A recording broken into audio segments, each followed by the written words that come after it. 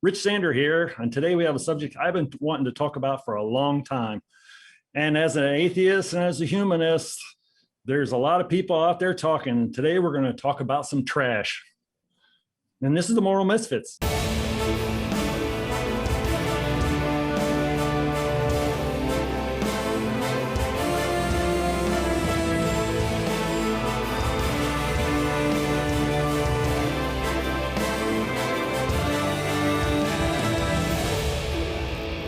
Today we have Jack here with the news from the Pique newsletter. And Jack, what do we have going on? We're focused today on a real threat to democracy in America. Not from some outside enemy, but from a growing minority on the far right and right here at home. As now more than a quarter of all Americans identify themselves as secular, that is, not belonging to any particular church or synagogue or mosque, the people who check the box labeled none after the question, what is your religion? The Christian right, whose numbers are shrinking, fighting for their version of a white and Christian America by trying to rewrite the rules of democracy, trying to deny people like thee and me political equality with them.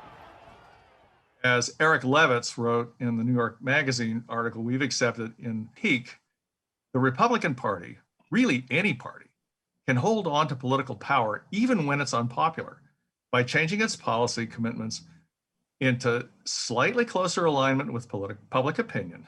That's not an option for the Christian right's true believers who believe their beliefs are God-given. As a result, the right-wing movement is becoming forthrightly anti-democratic. On the one hand, that moral minority hopes to impose its will on the nation by judicial fiat. On the other, it aims to disenfranchise the heathen majority, that's us. While conservative Christians are already a minority of the US electorate, so it's not surprising that many of the right's unabashed advocates for authoritarianism hail from its religious wing.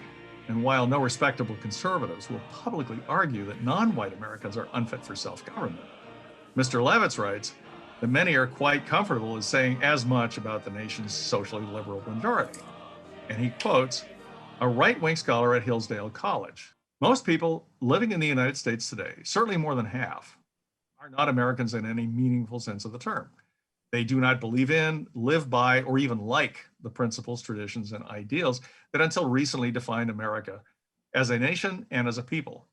It is not obvious what we should call these citizen aliens, these non-American Americans, but they are something else. Citizen aliens?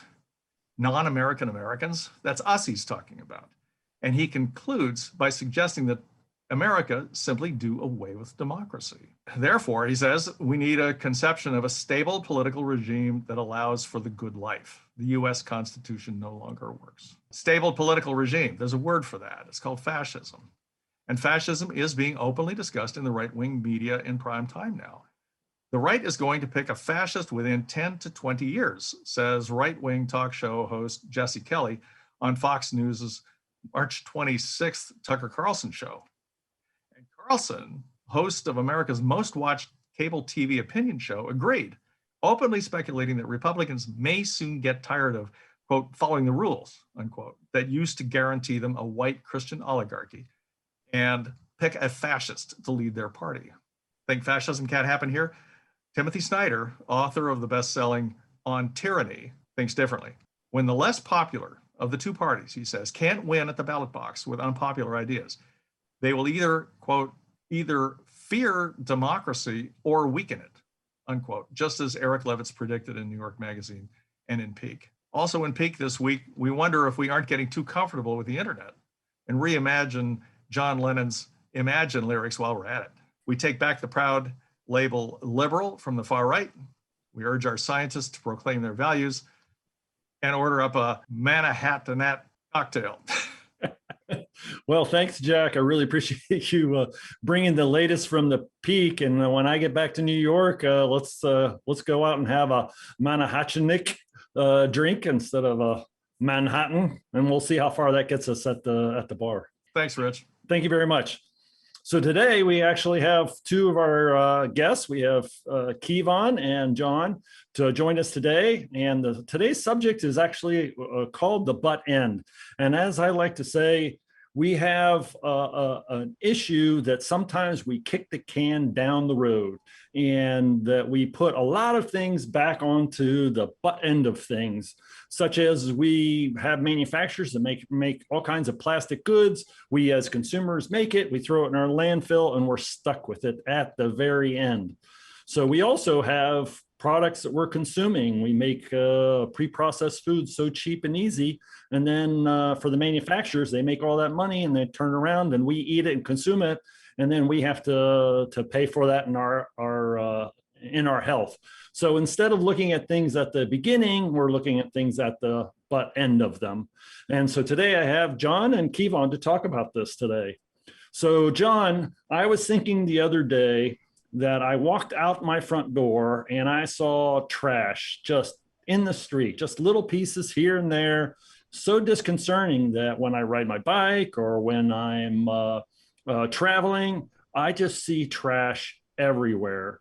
And I've been hearing lately that they're having a problem with recycling, that most products aren't recycled. And as two guys that have been around for a while and stuff, I have a concern that we're going to be leaving people like Kevon and his generation stuck with all the stuff that we're doing, and we're also harming ourselves.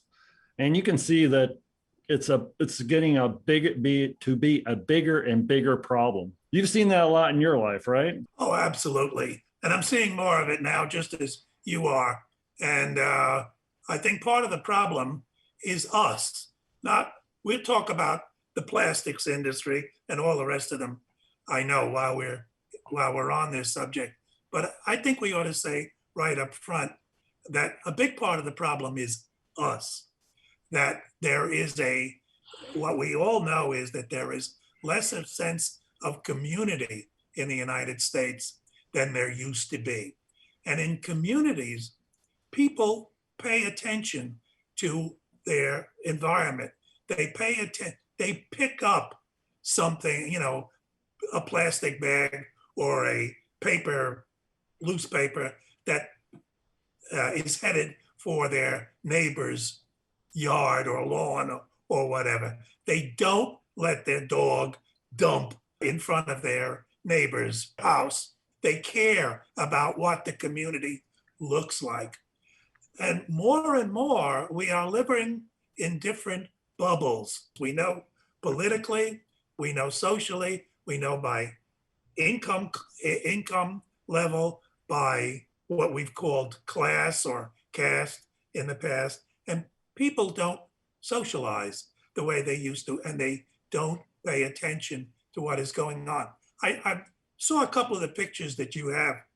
You cared enough to take a picture of them. But how many people just walk by these things and say, it's not my problem? Yep, I agree. And for me, it was a sense of, I was taking it because I see it every day. I see it all the time. And it bothers me to the point where it doesn't matter if we have recycling, if we're still throwing trash and it's ending up in the streets and it's ending up in the estuaries and it's ending up in our oceans. It doesn't matter that we consume this stuff and put it in a landfill, or we try to recycle some of it. We still have a lot of it that's out there. And you were bringing up an important part, and I want to bring Kevon in here because I think that we have three generations here. We have you're an older generation. I'm a middle generation. Kevon's a younger generation, and we're looking at these things. And as a humanist, and I was trying to think of a way to come to some resolution on this, and I'm just not seeing it. It's not easy because it really is a whole system problem. And as a humanist, I'm looking at this problem, and I'm looking at Kevon younger, and it's like, boy, we're just leaving him a mess and stuff. And Kevon, you as an individual and stuff, you got to be looking at my generation and John's generation and saying, what are you guys doing? Yeah, definitely. It's, there are a lot of jokes among the younger generations about like what type of future we'll inherit. Because sometimes it definitely looks a little bleak. It's hard to be optimistic at times. And I definitely agree with John about the dog poop thing. It seems to be everywhere, like literally everywhere. Yeah, it's hard sometimes. You think like what will things look like in 20 years? Will we be fighting wars over water? Like how bad will it get? You never know.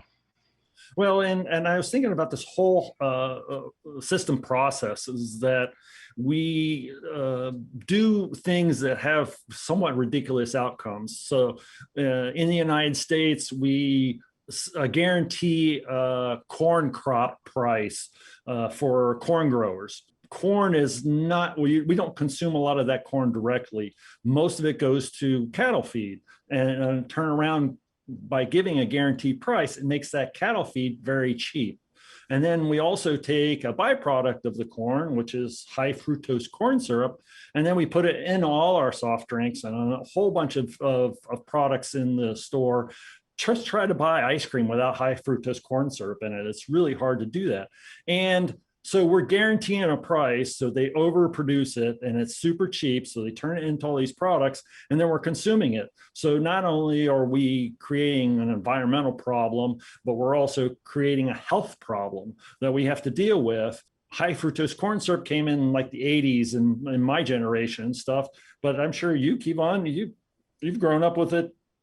Your whole life has been with high fructose corn syrup and other additives and stuff in there. And John, when he was younger and stuff, they ate a lot of food that came off the farm, and it was a lot more natural and stuff. It was like thinking the 40s and 50s where they started really producing a lot of pre-processed food and stuff. So Kevon, you see what we're leaving you, and as a atheist and humanist and stuff, what are the things that your generation is thinking about in terms of how do we solve this? How do we deal with this? How do we just put our hands up and say whatever? What are you thinking? I think going back to what John said, it's a matter of more of a community thing. Like I think as humanists, it's for us, it's more community. Like the whole humanist thing is like, okay, we're in this together. But I don't know if society in general has that anymore. I don't know. America does tend to be described as like this ruggedly individual. We're all our own island and we're all doing this ourselves. But I think one of the solutions that I've seen is, at least one of the potential solutions, I don't have all the answers, but it's just to try and foster the sense of community again. Like we have to work together. Like this isn't like you said, like even if we're like recycling, this isn't like an individual thing. We have to work together. So I think that's the only way is I don't know how we do it, but we have to once again foster some sort of community to really turn this around. Well, that gives me a nice segue into what Moral Misfits is all about. So we like to talk about this at least once during the show, is that this is an opportunity for people throughout the United States or in the world actually to come and listen to us on Sunday nights and see what we have to say. And we're hoping that you're gathering and having a watch party for that as a secular, atheist, humanist, science-minded people come to get together as neighbors, as friends, as people in your community, so you can get to know them. And I think that's what John was talking about, and now what Kevon was talking about is that if we are together and we are talking amongst ourselves, maybe we can start finding those solutions and coming together and start caring about our communities and about each other, and having empathy and compassion to look for solutions that we all can live with and can survive by and prosper by. One of the interesting things is about population, that the human race is the dominant species on the planet by far, and we've touched every inch of the planet with our pollution and with our development, and we have to live with that. And Kevon, this is a generational thing that the last couple of generations before you have done a lot of growth, lots and lots of growth in terms of the environment and our living space and the land required to feed everybody and stuff. So as your organization, you run the Black Nonbelievers in New York City, which is part of a greater national organization. And what are some of the things that you guys are seeing within your own community that are a need that is pressing you to take action? It's just in general, just educating people on humanism. So, John, when we look at the next few generations coming up, like Kevon and the generation after him, what is the legacy that you want to have for your generation to tackle these particular problems that are affecting our environment and our health? I don't know. I would suggest that we teach our children to pick up after themselves, for one thing. But, beating up on our generation, Rich, and thank you for including yourself with me, because that makes me feel a little bit younger. Great. But this is something the human race has done this forever. We have always treated the earth as if it is our personal toilet. I read a story about an archaeologist who was working in Italy 100 years ago. And he was working near the on the coast, and he said, "Gee, the land is all flat, but except this one big hill right here on the seacoast. Why the hell is there? How come there's one hill and no others, and everything else is flat?" So he dug into it, and he found earthenware jars, 4-foot tall earthenware jars. And when his team started digging more, they found out that this hill, which was 200 meters high, was a thin layer of soil on top of millions of earthenware jars. What's the mystery? There's no mystery. That the Romans had been importing olive oil from Spain for generations. These came in earthenware jars. They came to the shores of Italy, and where they were transferred upriver, up the Tiber, to Rome and to other cities. And you can't reuse the jars because the oil gets rancid. So they just threw away the jars. And eventually they made a hill 200 meters high and probably several hundred meters in width in order to sustain that. And there were villages on top of this hill and on the sides of this hill. And people over the course of a couple of thousand years had forgotten what was underneath. We've been doing it forever. We've been peeing in the streams and throwing our garbage wherever we felt like. And a little more history, but a little closer. When I was a kid, going to the 5 and dime, the Woolworth, was interesting as hell, because the way the store was organized were big tables. And the way that you now see apples and oranges, tomatoes, they're racked, these tented things where you look at them all, okay. That's where everything was. And a woman could go in there and buy a spool of thread out of a bin that had a sign on it that said thread, 10 cents. And she could pick one when she wanted. No packaging at all.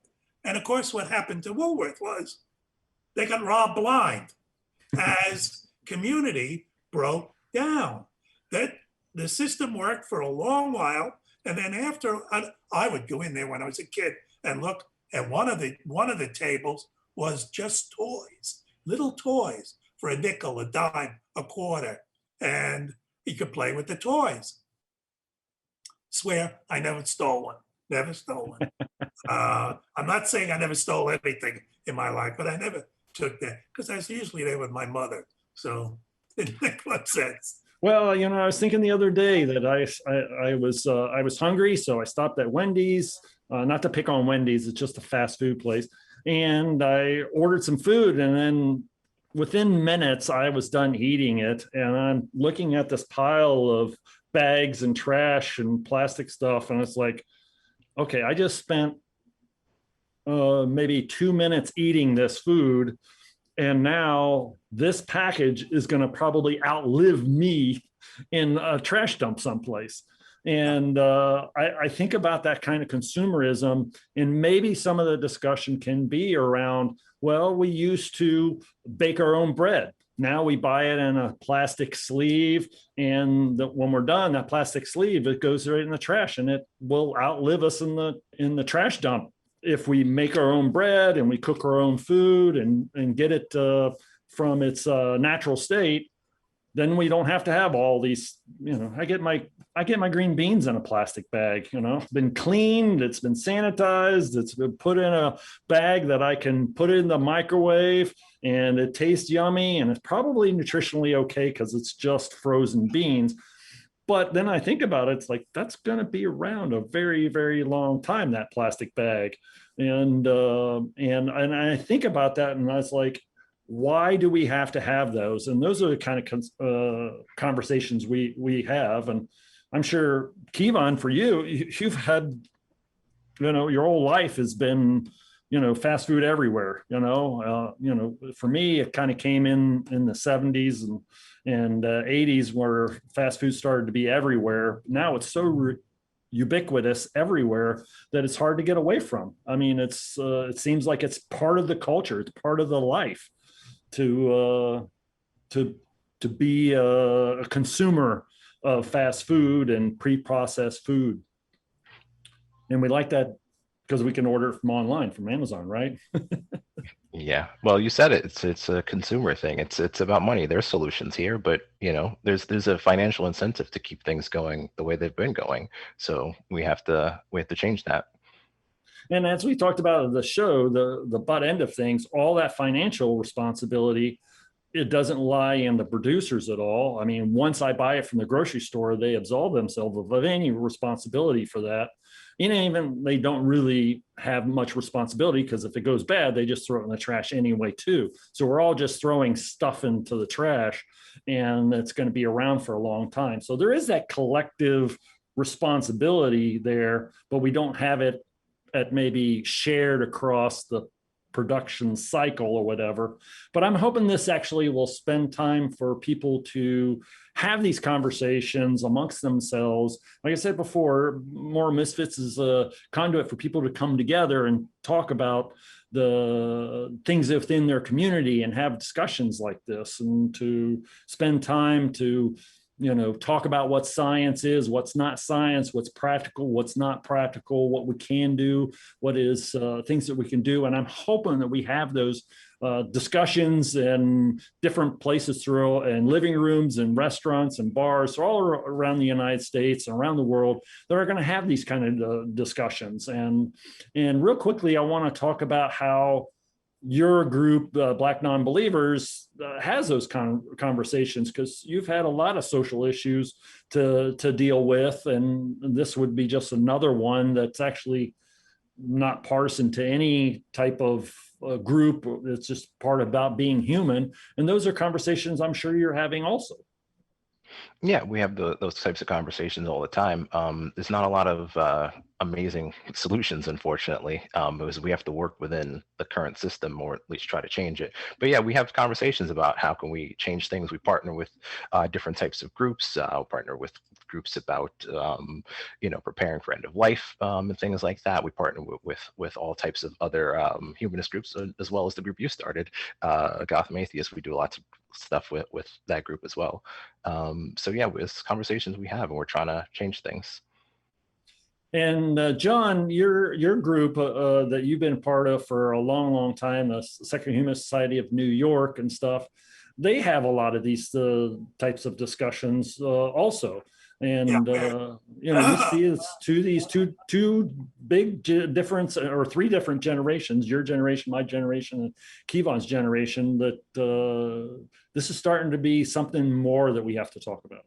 Well, the old folks in my organization, we care, we do, we contribute, but let's face it, we're not going to go out and pick up on the highway.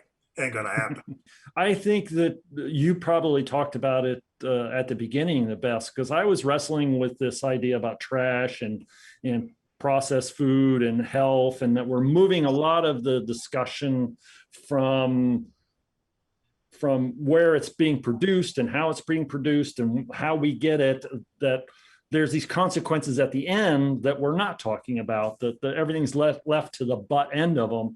And it was interesting that you brought up a solution that's pretty much what I've been thinking to be able to handle that, because it is such a big problem to handle that we have to start out by becoming community and talking to each other and finding ways for each of us to have a conversation that in the end comes back to our community and saying, we need to take action. We need to do something about it. I certainly feel responsibility because, you know, I ate that sandwich and that package is going to be around a lot longer than I am.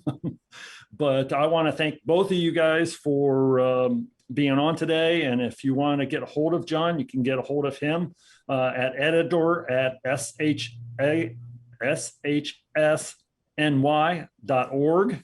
He can also put you on the newsletter for the Pique, so you can get more of that. And we'll have Jack back again next time to talk about more stuff that's going on with the Pique.